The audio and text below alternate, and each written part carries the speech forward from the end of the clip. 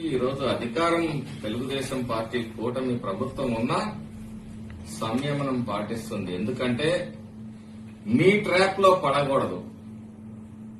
మీ ఉద్దేశం ఏంటంటే ఈ రాష్ట్రాన్ని అల్లకల్లోలం చేస్తే ఇక్కడికి పెట్టుబడులు రావు. ఈ రాష్ట్రంలో మరి కూటమి ప్రభుత్వం ఉద్యోగ ఉపాధి అవకాశాలు కల్పించకుండా లేని పరిస్థితులు క్రియేట్ చేయాలి. సమాజంలో కులాల మధ్య మతాల మధ్య విద్వేషణ రగిలించాలి.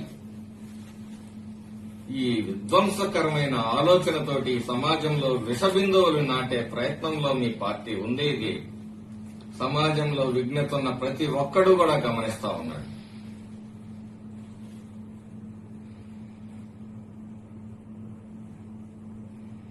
ఇక చూస్తే గొడవలు సృష్టించాలి. మాచర్ల నియోజకవర్గంలో గొడవలు సృష్టించాలి.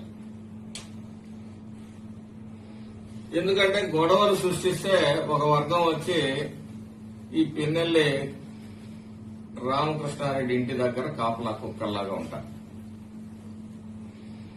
ఇప్పుడు ఎవడో నువ్వు పిలుచుకుంటే జనం వస్తున్నారు కాబట్టి గొడవలు సృష్టిస్తే నా ఇంటి దగ్గర ఉంటారు.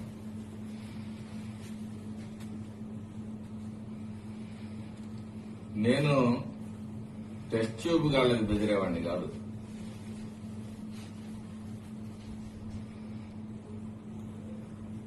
అన్నీ ఎదుర్కొన్న జీవితంలో అన్నిటికీ సిద్ధమై ఉన్నా.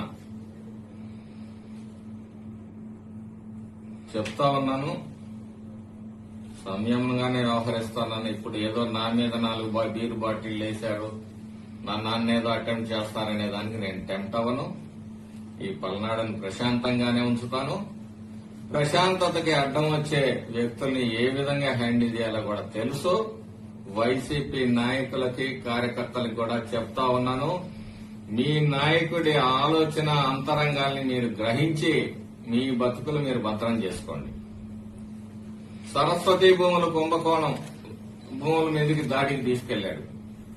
ఏమైంది? 160 మందిలో ఇప్పుడు 20 మందో 10 మందో ఆల్రెడీ చచ్చిపోవడం కూడా జరిగింది. ఇన్ని సంవత్సరాలు 12-13 సంవత్సరాల్లో ఛార్జీలు పెట్టుకుంటున్నారు, కోర్టు తిరుగుతా ఉన్నారు. కనీసం ఒక ముద్ద బువ్వ మీ మొహాన్ని ఎప్పుడన్నా పెట్టాడా? 5 కోట్ల రూపాయలు జగన్మోహన్ రెడ్డి దగ్గర నుంచి తెచ్చుకున్నాడు.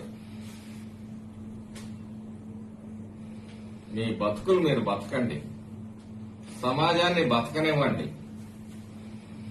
ఈరోజు జలజీవన్ మిషన్ ద్వారా ప్రతి ఇంటికి నీళ్లు తీసుకొచ్చే ఒక కార్యక్రమానికి శ్రీకారం చుట్టాము, జరుగుతా ఉంది.